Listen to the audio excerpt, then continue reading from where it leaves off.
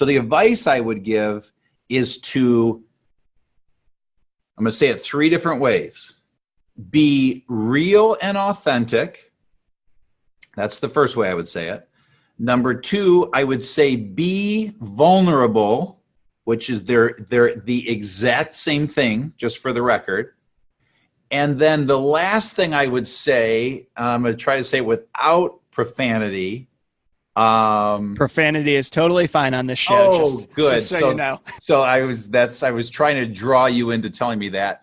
Fuck what everyone else thinks.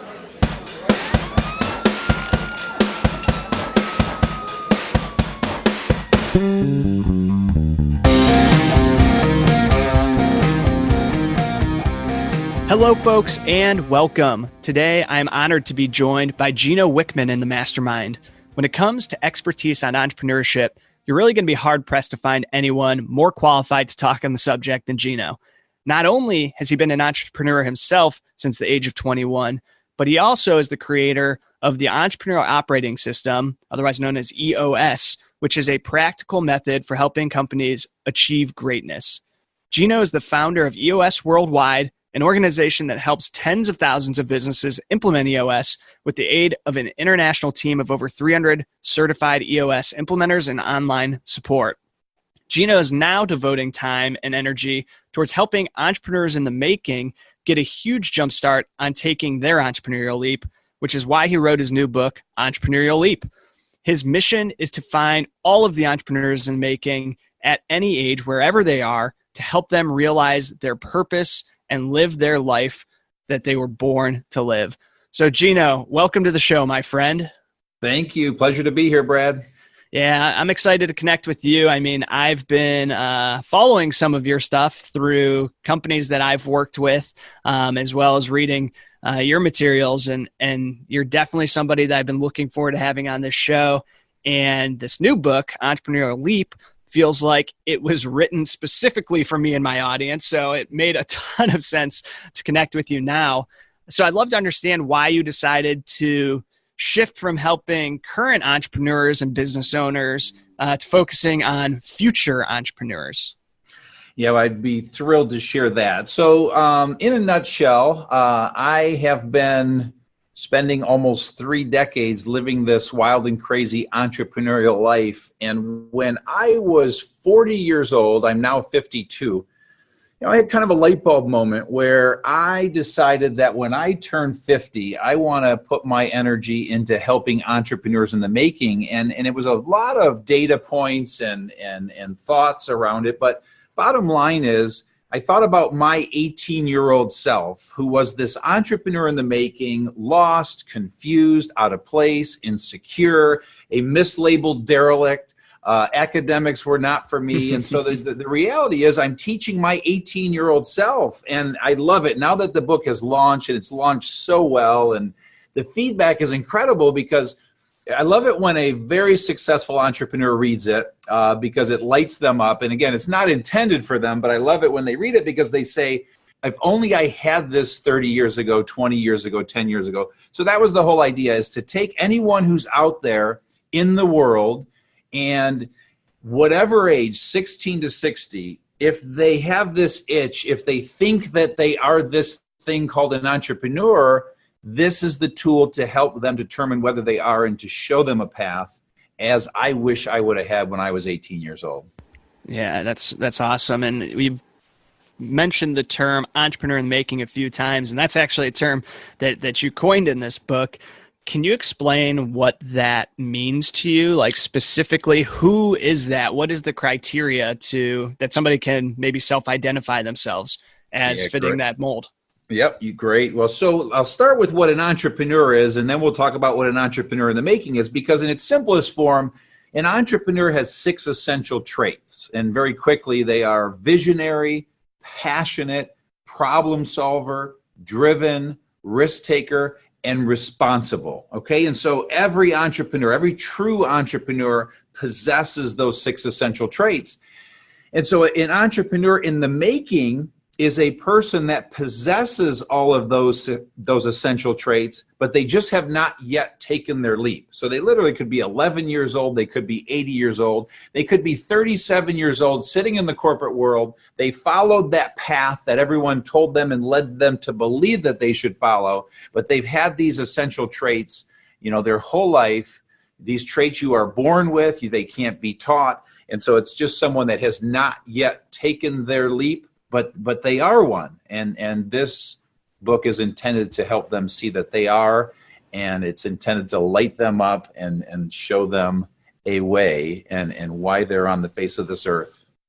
Well, I'm sure we can spend a full podcast episode talking about each of those traits, but the one I really would love to chat about, or two of them actually that you mentioned. First is risk taker, which I think when people hear the word entrepreneurial leap, specifically leap, they risk and leap probably go hand in hand in some people's minds. But you also mentioned responsible. And to some people, those are two opposite words. So how do those fit together in that entrepreneur or entrepreneur in the making mindset? Yeah, that is such a great question. I like how your brain works. They are completely different and very much traits. And so risk taker is speaking to someone that possesses the trait. And again, as your listener is sitting there listening, thinking, is this me? Are these 6 things me? This is how you know. And so if you think about your life, a risk taker is someone that is, rebellious by nature. They are willing to fail. But what happens is they don't freeze when it comes time to make a tough decision. And so the opposite of somebody who's not a risk taker is they suffer from analysis paralysis. Well, a risk taker will jump and take that leap. And it's not only the entrepreneurial leap, because when an entrepreneur takes their leap and starts their business, that's the first of 1,000 risks they're about to take, because every tough decision in business is taking a huge risk that potentially puts you out of business. And so that's what risk taker means, where responsible is very, very different, because responsibility is about blaming no one. It's about defaulting to looking in the mirror whenever something goes wrong. Your immediate default is, what did I do wrong here? How did I contribute to this? What could I have done different to eliminate this mistake? Where people that do not possess this trait, their default is to look out at the world, is to blame everyone else for their problems. And so there's 2 types of people walking the earth right now, and it's people that take responsibility and there's people that don't. And if you think about all the people in your life, you can literally put each one into one of those 2 categories. And so simply put, somebody that is in the category that they always default to taking responsibility and looking at themselves, they definitely have the responsible trait. Yeah, I think that'll resonate with a lot of the listeners. And even just having that one on this list of 6 traits probably eliminates a good amount of people who don't like to take responsibility these days. But so I think that a lot of what you're saying is going to hit home for the folks who are listening, and for myself, honestly. And how do they know? Okay, they say, okay, I fit these different traits. Like, I think I have those, but how do they know if they have the chops, to get out there to make it in the tough world of entrepreneurship? Yeah, so great question there. And that's why I go very deep into these 6 traits. And then just so your listener knows, they can go to the website for free, take the assessment. And so, again, it's 100% free. And I know that you'll give the information for how they can get to that website. But the reality of it is I spend the entire third of the book. So the book is written in 3 parts. The first part is called Confirm. Second part is called Glimpse. Third part is called Path. And so the first third is devoted to this deep dive into these 6 essential traits and real life stories. And so what I'm doing is I'm taking that reader on a journey of self-discovery, soul searching, this philosophical deep dive into really looking at themselves on a soul level, and are they these 6 things? And so it really is an amazing experience.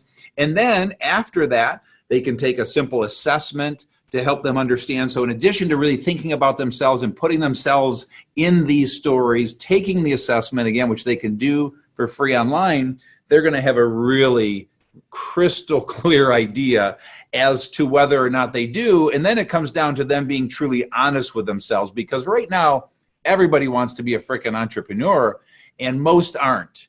And so, I hope and trust and pray that they will be completely honest with themselves, because it's all right there and it's in vivid color. Yeah, I went on and I took the assessment. It's a great tool, and it's not super time intensive, so I recommend everybody goes on to take that. And you're right, it's this Shark Tank effect where people watch a 10-minute presentation and think, I could do that. I could be an entrepreneur. And for some people, that is probably an amazing push to actually pursue the entrepreneurship path that they're meant to do. But I'm sure there's a lot of folks out there who are misguided by the sexiness of all of it, and celebrity entrepreneurs. Yeah, and if I could jump on that, it prompts two thoughts. And I mean, here's what I wish. I wish they would do a TV show on the hell of being an entrepreneur, because what everyone is seeing is the bright side, and the good part of being an entrepreneur, and they hear about these multi-million-dollar sales. And so the reality of it is it is hard. And so if you could look at the times when that entrepreneur is getting their ass kicked and everything is on the line and they're trying to make payroll. So put that on TV for an hour and that'll help clear out half of the people that think they're entrepreneurs. Number one. Number two is, I make no bones about what I'm trying to do here is really help accomplish two things. Number one is to help find those entrepreneurs in the making in the world, to show them why they're on this earth. But number two, just as quickly, is to help people understand when they're not, because the reality of it is to try and teach someone who's not and to motivate them to take a leap it's a crime. It's a disservice. It's really a sin, because you're setting that person up for 10 years of sheer hell. It's hard. And if you don't have these 6 essential traits, if you're not built for this, it is just way too painful and excruciating, and it's way too likely you're going to fail. So you've worked one-on-one and with a lot of entrepreneurs. Have you seen times when there's someone who doesn't have those 6 essential traits? It's just not in their DNA that struggles against it? Yeah, so let me give you 2 scenarios. So I built EOS and EOS Worldwide in that system, working with entrepreneurs and their leadership teams of 10 to 250 person privately held companies. And so those organizations, when they come to me and I'm working with them, as all of our EOS implementers do, those are successful entrepreneurs. And so, to your question and your point, all of those entrepreneurs possess those traits, assuming they were a founding entrepreneur. Where I see it lacking occasionally is when I'm working with a 2nd or 3rd generation entrepreneur that inherited the business, and unfortunately now the business has stagnated because they don't possess those traits. And I spent an entire chapter in the book talking about 2nd and 3rd generation entrepreneurs, because it's so important that next generation has those traits. And so that's kind of the only time I will see it in that situation with my clients.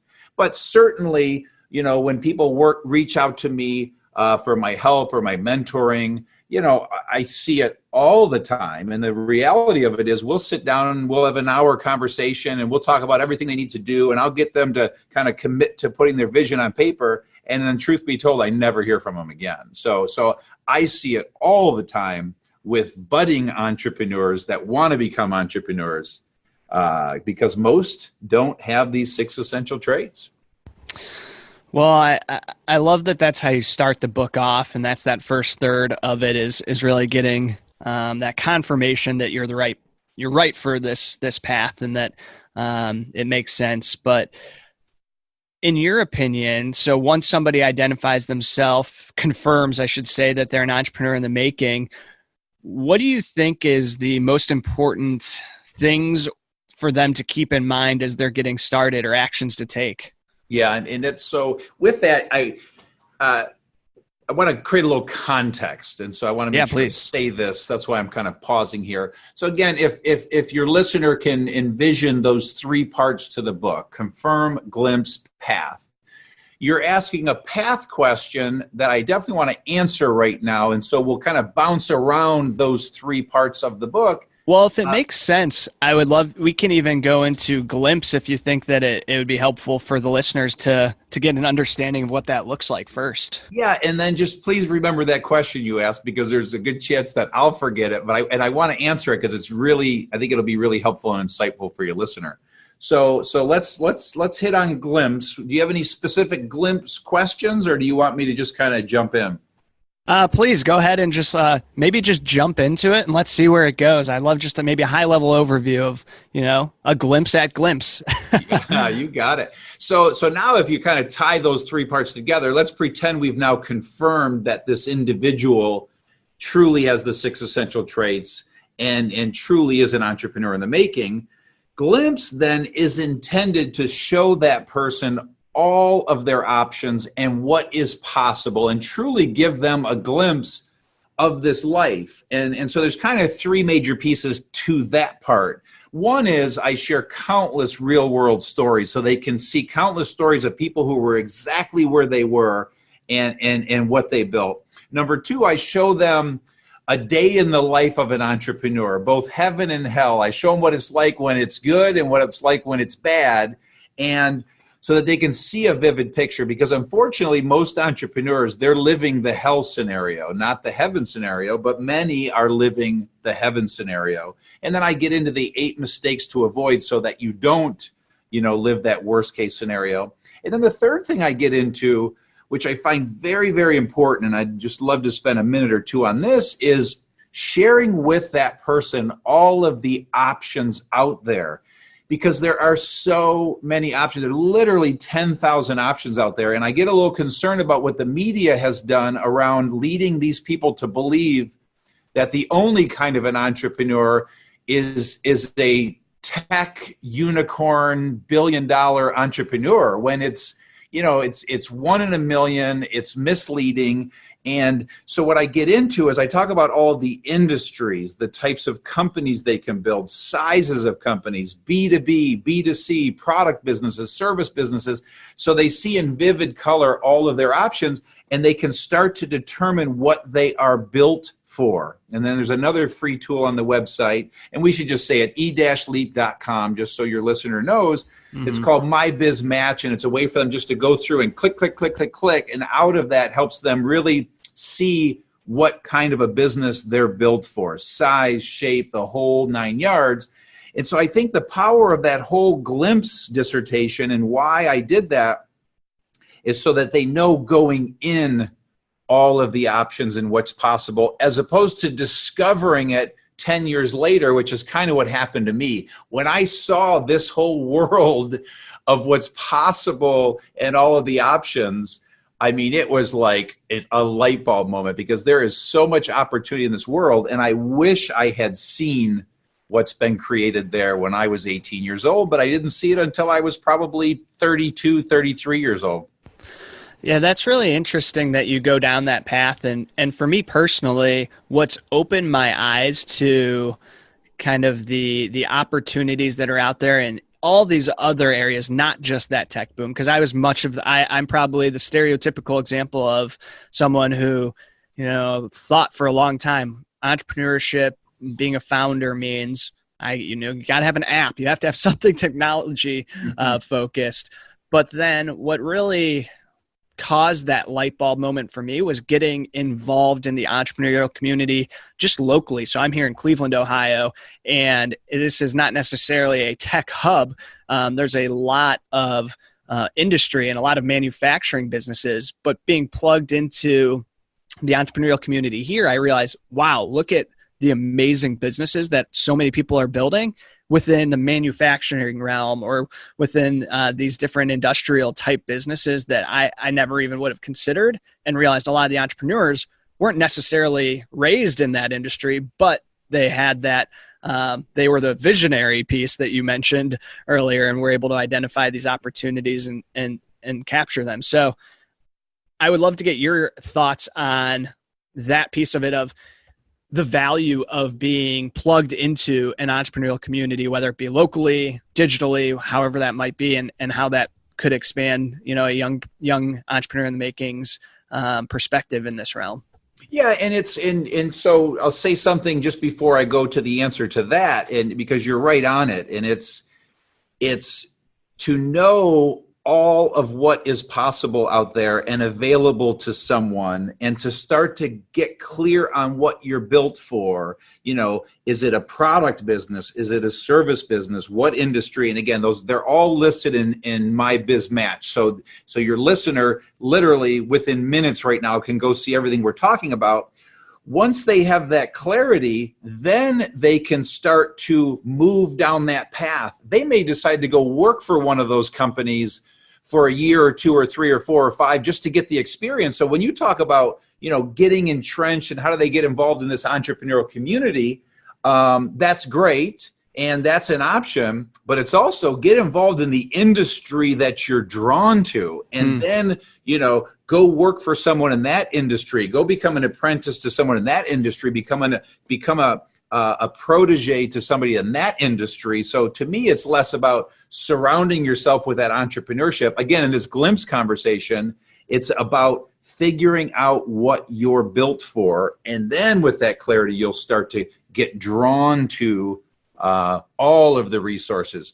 As we get into path, that's when I get into all of the different options out there in terms of tapping into this entrepreneurial community and this entrepreneurial world.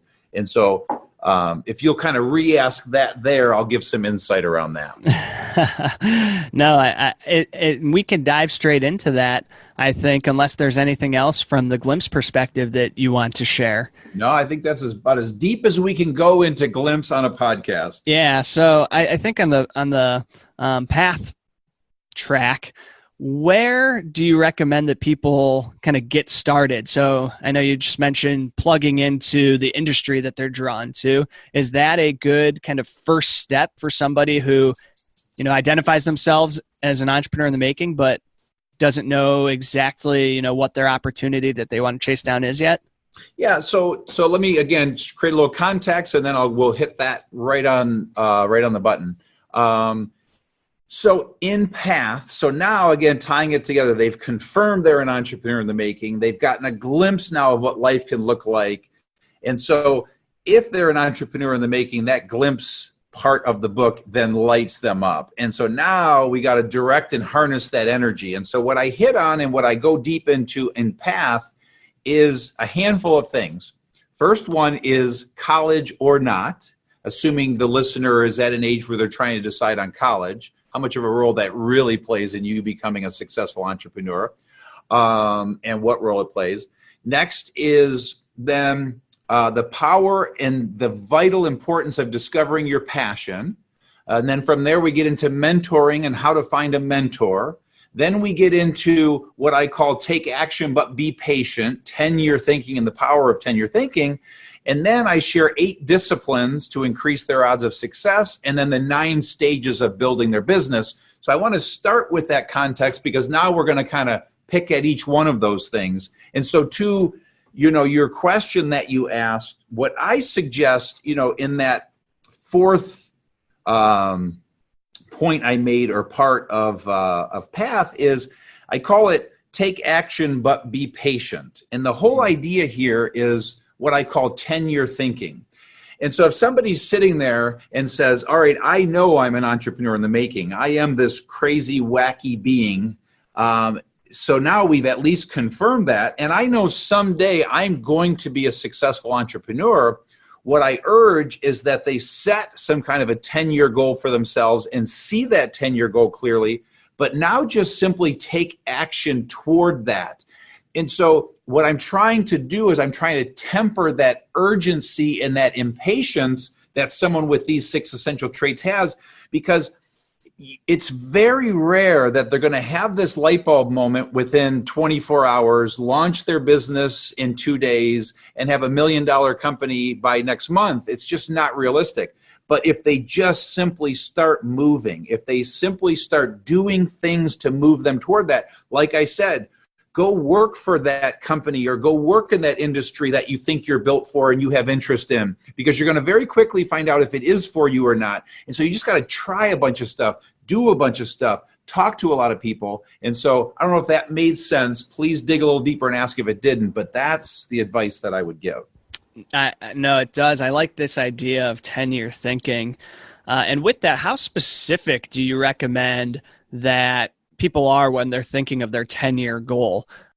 The short answer is extremely specific. So yeah, I urge that it's not this vague thing. And so, for me, it's always a number, and it doesn't have to be a number, but as specific as possible and as short and sweet as possible. And so building EOS Worldwide, it was always 10,000 companies running on EOS. This new endeavor with Entrepreneurial Leap is I want to impact 1 million entrepreneurs in the making. And so for me, that's what they look like, those 10-year goals that I set. And then everything I'm doing is working toward that. Every action is making sure every day I move a little closer to achieving that goal. So very specific would be my answer. Yeah, and that way it's specific, trackable, measurable, Mm-hmm. and you know which, when you're taking actions, if they will bring you closer or further from that goal. So I think that's a great way to think about it. And it reminds me a little bit of something that I actually picked up from your other book, Traction. You talk about for companies setting 10-year visions and then working backwards and having, and I apologize if I get the language wrong, but then having a 3-year goal, a 1-year objective, and then breaking it down further into quarterly, weekly, et cetera, from there. Is that a similar trajectory that and planning process that you recommend for on the individual level? Yeah, very much so. And again, there's a tool I created called My Vision Clarifier. Again, free, downloadable on the website. It's also in the book. But absolutely, what I get that entrepreneur in the making to do is think about and answer 8 questions about what they want to build. And so 100%, and it's getting into what the true passion is, what the true offering is, who the ideal audience is, who is that ideal customer. And then we start to get really specific with what the 10-year goal is, what's the 3-year plan, what's the 1-year plan, what's the quarterly plan. So yes, 100%.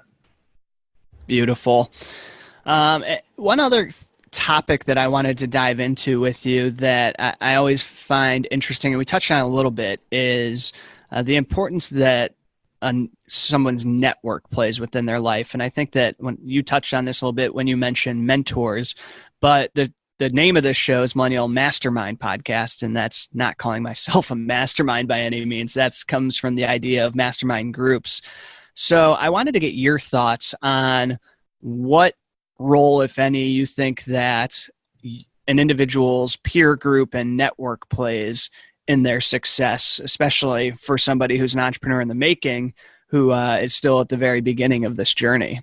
Yeah, it's huge is the short answer, and then I'll give the longer answer. And this, I think I'll also hit the question that you asked about, getting entrenched in the entrepreneur community and how do you do that? What does that look like? So it's huge, and so if I look at my life, so the term mastermind comes from the book Think and Grow Rich. So everyone listening to this podcast must read Think and Grow Rich. It's like 101 first step stuff. And so if you haven't, please read it. But what Napoleon Hill teaches is a concept called mastermind. The concept's been around for thousands of years, but it's like-minded individuals coming together with a common purpose. And so now that term mastermind, unfortunately, has been monetized because it was always people coming together in a small group, 6 to 12 people. And again, these like-minded people would learn from each other and grow, and they wouldn't be being charged to do that. I'm not knocking it. It's a great model that's been created, but it's all around that concept. And so since I was 21 years old, I have always been in a mastermind, but it's been called different things. Forums. So I was a member of EO for many years, and we called it a forum. And so 12 entrepreneurs would come together every month in a forum setting. So whatever you call it, the concept is coming together with like-minded individuals. And my first 2 in my 20s, I put them together myself. I just went out there and found like-minded people. And I know I grew faster, learned faster, got there faster because I was I had this collective intelligence,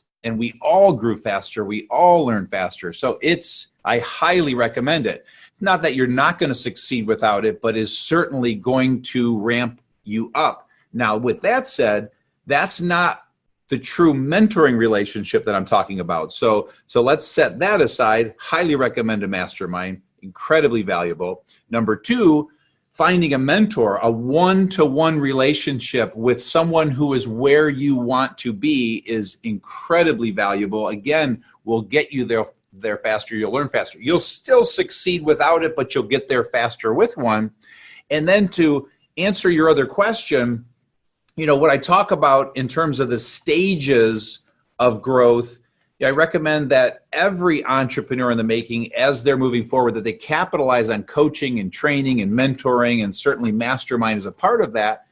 And then I prescribe all of the opportunities, because when you talk about tapping into a community, there's a lot of ways to do that. And so there are books that you can read, and I recommend the ones that you should, which are all on the website. I recommend podcasts you should listen to, organizations you should get involved in, which again have the mastermind concept.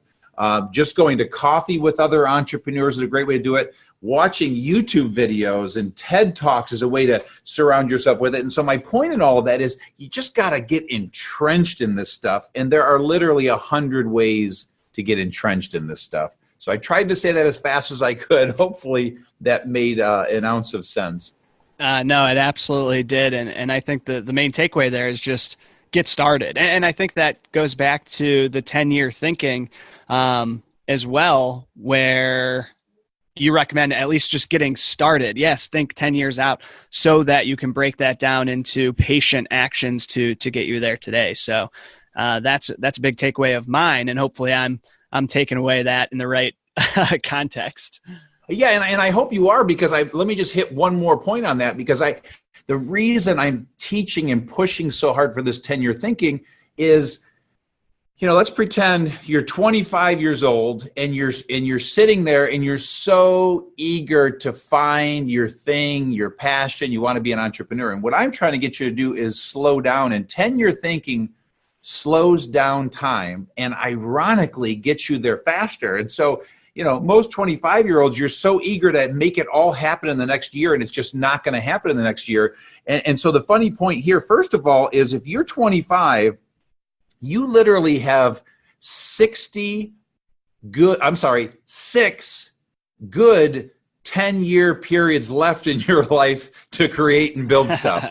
So, let's put that in perspective. In 10 years, you're going to be 35. That's nothing. You're a neophyte when you're 35. Okay, I'm 52, and I feel like I'm just getting started. So the point there is, if you can just see everything in its proper perspective, all of a sudden the journey becomes more enjoyable. And so in this point, at a minimum, all I'm asking you to do is to just look out 10 years and just set a goal that says, in 10 years, I am going to be a successful entrepreneur with a $5 million company. If you just said that, all of a sudden your actions are going to change tomorrow, because now all of those actions just need to be in alignment with that. And so when you said you think you get it, does that help you really get it? Because if you don't get it, then your listener doesn't get it. We got to make sure you all get it. No, I do get it, and I appreciate you going a little deeper into that. And it's funny because I think it's an important point to bring up, because I know with myself personally and with a lot of my close friends and peers who have similar entrepreneurial aspirations, or those who are even already on the entrepreneurial path and already have a business, it's so easy. And I don't know if this is a trait of young people or if this is a trait of entrepreneurs, the entrepreneurial mindset in general, of just wanting to get there very quickly, and not being patient and having that impatience and feeling like, oh man, I've been thinking about this for a year and I'm not there. I don't have a successful business yet, and beating yourself up. So I appreciate when someone like you comes on and talks about things like the 10-year thinking, because it's easy to go down fall into this trap, especially with social media and the prevalence of things like we talked about earlier, like the Shark Tanks of the world that make it seem like it's an overnight success when that's not even a real thing in 99.9% of the time. Yeah, and here's what that prompts for me, okay? And so I don't expect one of your listeners or you to get this, but I would love to know if you get this. But here's what I would say, to that person you're describing that is so eager to have everything now and make everything happen now. And here it is. There is no destination. There is no destination. It is all a journey. At 55 years old, you're going to realize there is no destination. If you can grasp the whole idea that the whole thing is a journey, and if you just enjoy the journey, do 10-year thinking, surround yourself with amazing people that you love working with, you're going to realize you don't ever want it to stop. And you may build a business and sell a business and build another one and sell another one. If that's what you want to do, that whole thing was a journey. I certainly hope for your listener that they become financially independent, financially successful, make all the money they want to make. But if there were a way I could give them a glimpse of their 55-year-old self with $20 million in the bank, at that point, all they're going to want to do is all the shit they did the previous 30 years building it, because it's the journey that's so much fun. It's the building, it's the learning, it's the growing. And everyone listening, unless you get hit by a truck, you're going to live to 120 years old if you're paying any attention to what's going on in the world of health. So my God, enjoy the journey. And you're going to realize that at some point. And again, like I said, I don't expect anybody to get that right now if you're 25 years old listening. But man, if you could grasp it now, you are going to have one hell of a life. Yeah, I do. And it's harder to conceptualize, I think, for me when, I'm at the very start of that journey from an entrepreneurial perspective. But one of the things that helps me put that into context is comparing it to other journeys that I am on. And so, for example, fitness is something that I have come to realize, because I started off, all the way through high school and into college, this skinny little kid. I tried to play football and got slammed around. I think I was 115 pounds on my first driver's license. And, now I've been able to put on a little bit of strength at least. And what I've come to realize now that I'm 30 is that fitness is a journey and there's no destination. And it's a lifelong pursuit. And I've started to come to the realization that that's also true, that concept is a parallel concept in the world of personal development, professional development, entrepreneurship. It has so many relatable aspects. So that's where my mind goes as you talk through that. Here. I love it. And that analogy of fitness is so perfect. So you totally get it. And now you just have to figure out how to apply that to business. And listen, when I was 25, I would not have got what I'm saying right now, but my hopes are that most of you listening don't have to wait until 55 to get this. If you got it at 35, which is right around when I got it, but I would never have been able to grasp this at 25. So one final question I'll ask you here, Gino, that I love to ask all my guests is the time machine question of, if you could go back in time and talk to your younger self, the 25-year-old Gino, is there any piece of advice, and maybe it's not, maybe we look at this more in theory, because I know a lot of folks say that they wouldn't change anything because they learned from it all, but is there one piece of advice that you might give to yourself at that younger age, just knowing what you know now and all the things that you've learned over the past 2, almost 3, 10-year journeys? Yeah. So there's one thing I would say, because certainly from a business standpoint, I wouldn't change anything because they are all part of the learning process. So the messy 10 years between 18 and 28, I look back on those, there's so much I learned there. But but there is something, and it took me until 31, I would guess I was, when this really made sense to me. So the advice I would give is I'm going to say it 3 different ways. Be real and authentic. That's the first way I would say it. Number 2, I would say be vulnerable, which is they're the exact same thing, just for the record. And then the last thing I would say, I'm going to try to say it without profanity. Profanity is totally fine on this show. Oh, good. Just so you know. So I was trying to draw you into telling me that. Fuck what everyone else thinks.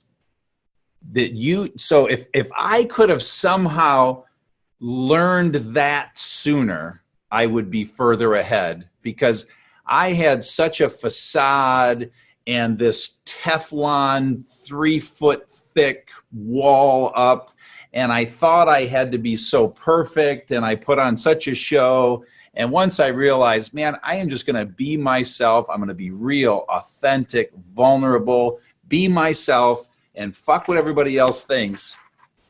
Everything got better.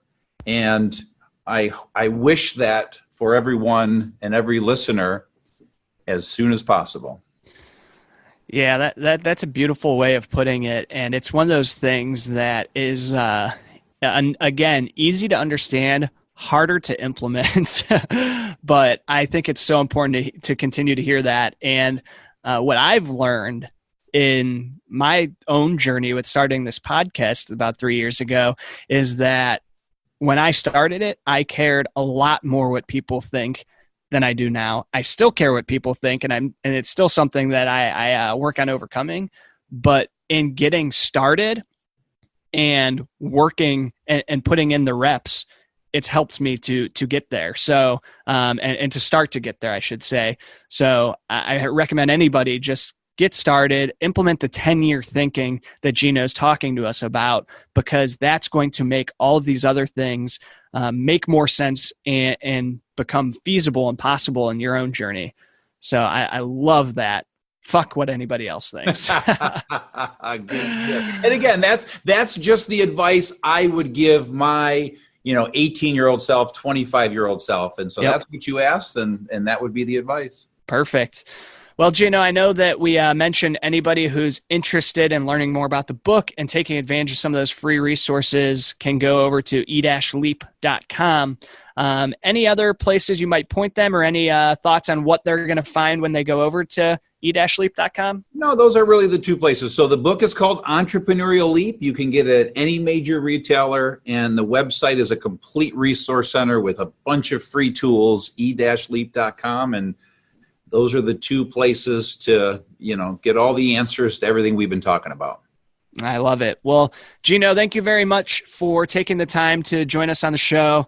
Learned a ton in this episode, and I just really appreciate you. And I recommend that everybody goes out and checks out Entrepreneurial Leap, because it really is speaking to the person who thinks that they want to go down this path of entrepreneurship. And there's so many tools and resources in it. And it poses those tough questions that you do need to ask yourself. So I recommend everybody check it out, and I'm sure you won't be disappointed. So Gino, thank you so much for being here today. I had a blast.